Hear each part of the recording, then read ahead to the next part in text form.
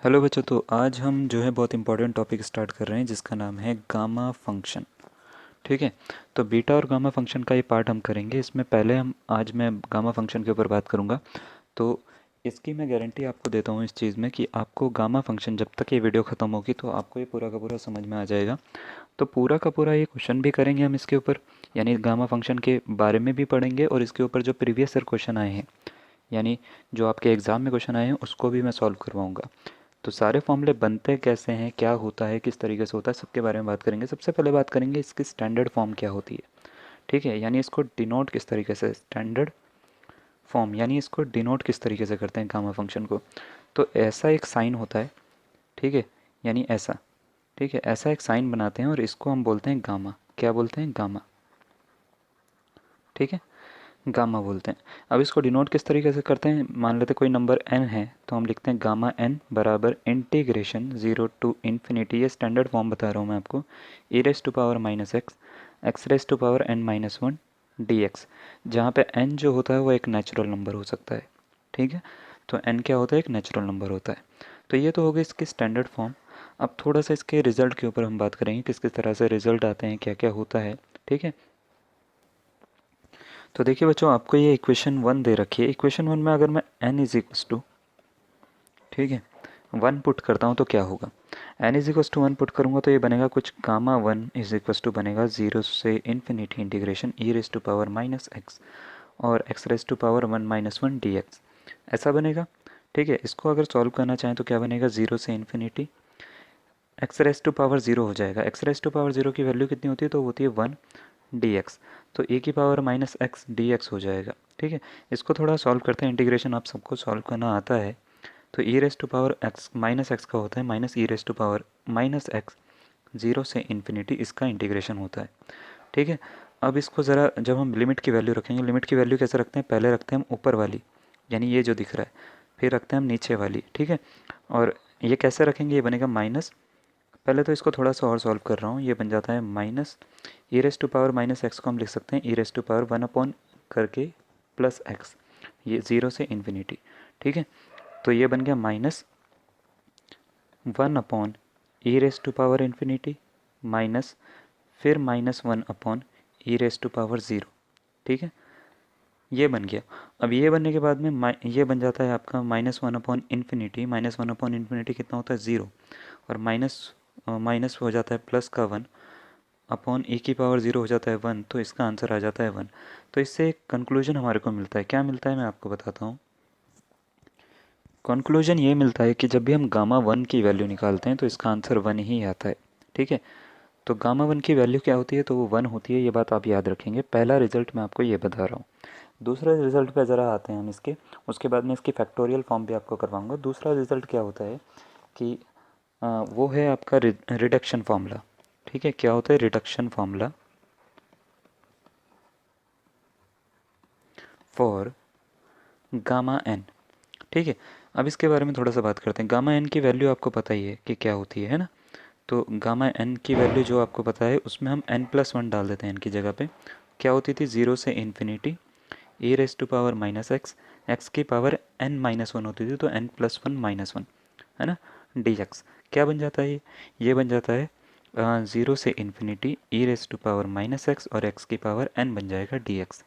ठीक है, अब इसको ना मैं मल्टीप्लाई वाले फॉर्मूले से सॉल्व कर लेता हूँ। क्या करते हैं? फर्स्ट ये जो एक्स की पावर एन है इसको फर्स्ट फंक्शन मान लेते हैं और इसको सेकंड फंक्शन मान लेते हैं।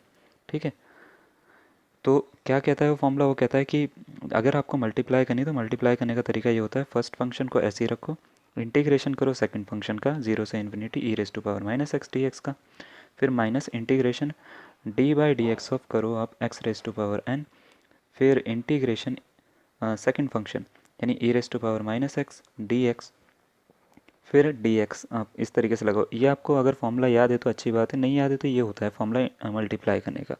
ठीक है, तो ये आप इस तरीके से मल्टीप्लाई कर सकते हो ये लिमिट पे।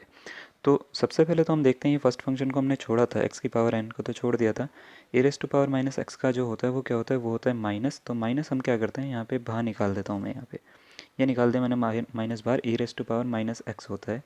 इस पर लिमिट लगा देंगे हम पूरे पे। लिमिट क्या लगेगी? ज़ीरो से सॉरी 0 से लेके इन्फिनिटी पे। ठीक है, ये कट कर देते हैं यहाँ पे। फिर माइनस का साइन लगाते हैं, इंटीग्रेशन 0 से इन्फिनिटी की लिमिट है, एक्स की पावर एन का डिफरेंशिएशन क्या होता है, वो होता है एन एक्स की पावर एन माइनस वन, है ना। फिर इसका अगर हम करेंगे तो फिर ये हो जाएगा माइनस ए की power minus x d x. इसको थोड़ा सा और सॉल्व करते हैं, मैं ऊपर लेके जाता हूँ इसको ज़रा। तो देखिए हमारे पास ऐसा कुछ रिजल्ट आ गया है, ये आया है माइनस एक्स की power n e raise to power minus x, zero से इन्फिनिटी पे इस पर लिमिट लगानी है और एन इसमें से बाहर ले लिया हमने, और जीरो से इन्फिनिटी एक्स की power n minus one minus e raise to power minus x d x. अच्छा ये माइनस है, इसको बाहर निकाल लेते हैं तो ये माइनस माइनस प्लस कर देगा क्या, बिल्कुल कर देगा। और इसमें लिमिट लगा देते हैं, इसमें लिमिट लगाएंगे तो क्या बनेगा, पहले इन्फिनिटी रखेंगे एक्स की जगह पे, तो माइनस इन्फिनिटी की power n into e raise to power minus infinity बनेगा, फिर माइनस ज़ीरो की power n e raise to power minus zero बनेगा, ठीक है। फिर माइनस एन लगा लेते हैं, माइनस माइनस प्लस हो जाएगा, चलो प्लस का एन लगा लेते हैं, इंटीग्रेशन जीरो से इन्फिनिटी, ये क्या बन रहा है, e raise to power minus x x raise to power n minus one d x, ठीक है। ये बच रहा है ना, तो ये हो जाएगा। अच्छा ये बात बताइए, e raise to power minus infinity की वैल्यू क्या होती है, तो वो होती है ज़ीरो। तो ज़ीरो की किसी से भी मल्टीप्लाई होती है, यानी इससे भी अगर मल्टीप्लाई हो रही है तो आंसर कितना आना चाहिए, ज़ीरो, ठीक है। इसी तरीके से ज़ीरो की पावर एन है तो वो भी तो ज़ीरो ही आएगा, और ज़ीरो की इससे मल्टीप्लाई होगी तो भी आंसर कितना आएगा, तो वो ज़ीरो आएगा। तो ज़ीरो माइनस ज़ीरो बन रहा है ये, तो यानी पूरी की पूरी पहली वाली पूरी टर्म जो है ना ये ज़ीरो हो जाती है, प्लस ये क्या मिल रहा है एन, और ये पूरी की पूरी जो वैल्यू है ये गामा एन की वैल्यू है, तो एन हम एन के साथ में क्या कर सकते हैं, एन गामा एन लिख सकते हैं इसको, ठीक है। तो क्या मिला, एक तरह से अगर पूछा जाए तो ये मिला गामा एन प्लस वन की जो वैल्यू मिलती है वो होती है एन गामा एन, ठीक है। तो ये वैल्यू होती है, सेकंड फॉर्मूला है गामा एन प्लस वन की अगर वैल्यू निकालनी हो तो वो होती है एन गामा एन, ये इसका होता है। तीसरा मैं आपको रिजल्ट बता रहा हूँ इसमें, नेक्स्ट जो मैं आपको करवाने वाला हूँ वो है gamma n in terms of factorial, ठीक है। अब इसके बारे में थोड़ा सा बात करते हैं, gamma n in terms of factorial. Consider करते हैं हमारे को गामा टू की वैल्यू निकालनी है, तो एक फॉर्मूला मैंने आपको बताया अभी थोड़ी देर पहले, gamma n plus one is equals to होता है एन गामा एन, ठीक है। इसका मैं यूज़ करूँगा, टू को मैं क्या लिख सकता हूँ, गामा वन प्लस वन लिख सकता हूँ, ठीक है। इसकी वैल्यू क्या होगी, वन गामा वन, और गामा वन की वैल्यू कितनी होती है, वन होती है बच्चों, बिल्कुल ठीक। तो ये क्या हो जाएगा, वन फैक्टोरियल, ठीक है। इसी तरीके से अगर मैं गामा थ्री की वैल्यू निकालना चाहूँ, सॉरी रूट बन गया यहाँ पे, गामा थ्री की वैल्यू निकालना चाहूँ तो ये क्या हो जाएगा, गामा टू प्लस वन, है ना। तो इस वाले ऊपर वाले फॉर्मूले से, ये एन गामा एन वाले फॉर्मूले से क्या बन जाता है, ये बन जाता है टू गामा टू, और गामा टू की वैल्यू कितनी है, वन फैक्टोरियल, तो टू इंटू वन फैक्टोरियल यानी टू फैक्टोरियल, ठीक है।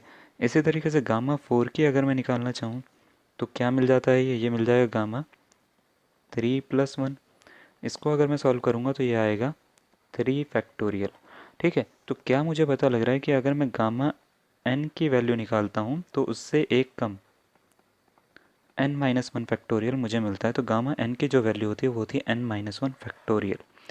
ये तीन रिजल्ट आपके हो गए। एक रिजल्ट और बताना चाहता हूँ, गामा वन बाय टू की जो वैल्यू होती है वो होती है अंडर रूट ऑफ पाई, ठीक है। अब इसके ऊपर जो है ना कुछ क्वेश्चन सॉल्व करते हैं, जो पुराने आपके पेपर में आ रखे हैं। तो चलिए बच्चों, क्या बताया था मैंने, gamma n is equals to होता है एन माइनस वन फैक्टोरियल। अब इसके ऊपर एक दो क्वेश्चन ज़रा करके देखते हैं। मान लेते हैं आपको वैल्यू निकालनी है गामा सिक्स की, तो गामा सिक्स की वैल्यू किस तरीके से निकलेगी, जहाँ पे एन जो है कोई नेचुरल नंबर होना चाहिए, फॉर एवरी का साइन भी लगाने की ज़रूरत नहीं है, एन जो है वो कोई नेचुरल नंबर होना चाहिए, ठीक है इसमें।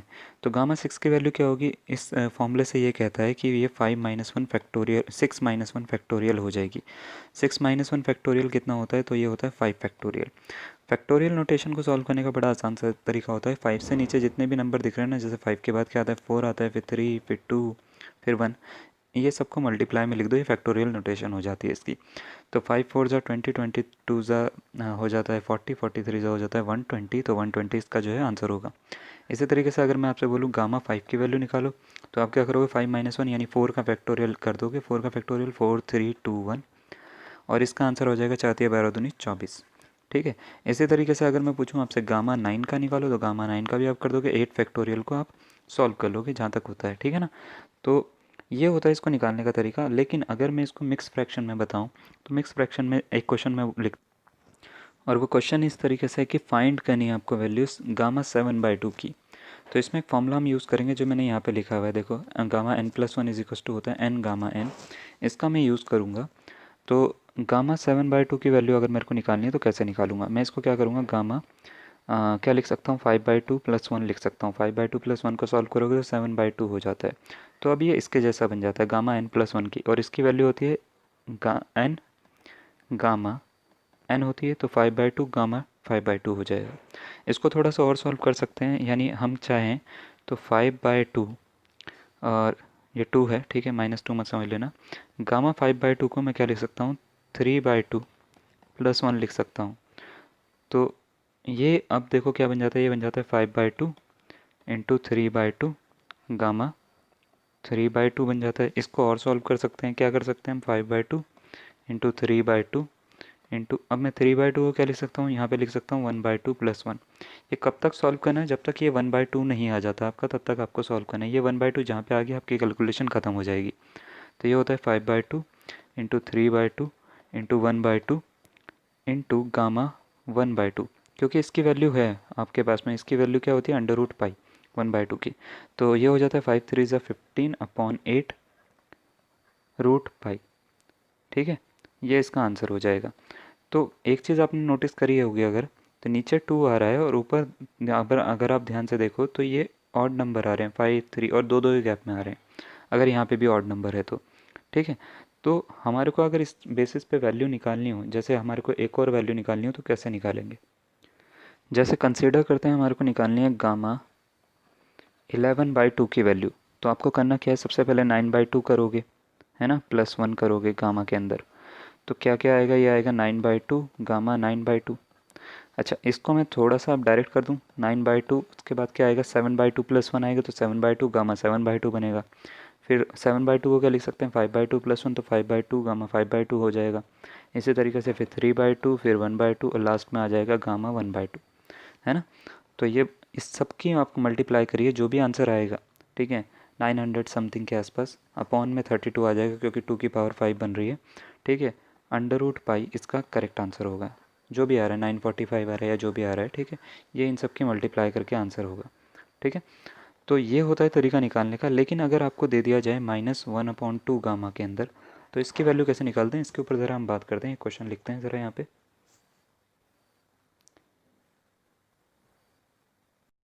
चलिए, जब अब एक क्वेश्चन सॉल्व करते हैं, गामा -1/2 की वैल्यू निकाल के देखते हैं। गामा 1/2 की माइनस की कैसे वैल्यू निकलेगी। मैंने आपको एक चीज़ बतानी है उसके लिए। अगर गामा 1/2 की वैल्यू हो तो उसको कैसे निकालते हैं, तो उसकी वैल्यू आपको मैं फॉर्मूला बता रहा हूँ, √π होती है। इसका हम यहाँ पे यूज़ करेंगे और इसको सॉल्व करेंगे। तो सबसे पहले तो हम देख लेते हैं एक और फॉर्मूला, जो होता है गामा n+1 का, ये रूट जैसा हो रहा है, सॉरी, गामा n+1 जो होता है वो होता है n गामा n। इसको इक्वेशन 1 पुट कर लेते हैं, और हम इसमें यहाँ पे पुट करते हैं n इज इक्वस टू, जो भी हमारे को लाना है, क्या लाना है, -1/2, ठीक है ना। तो -1/2 पुट कर देते हैं, तो ये हो जाएगा gamma -1/2 + 1 is equals to -1/2 gamma -1/2, ये हो जाएगा। अच्छा, -1/2 + 1 को जब हम सॉल्व करते हैं तो कितना आता है, एलसीएम लेके ये आता है गामा 1/2 इज इक्वस टू -1/2, फिर गामा -1/2। इसका हमारे को आंसर लेकर आना है ना, कि इसकी वैल्यू क्या आती है। तो हम, ये क्या आ रहा है, ये आ रहा है 1/2। 1/2 की वैल्यू क्या होती है, ये होती है √π। तो मैं यहाँ पे लिख रहा हूँ लाइन डाल के, √π इज इक्वस टू आ रहा है -1/2 गामा -1/2।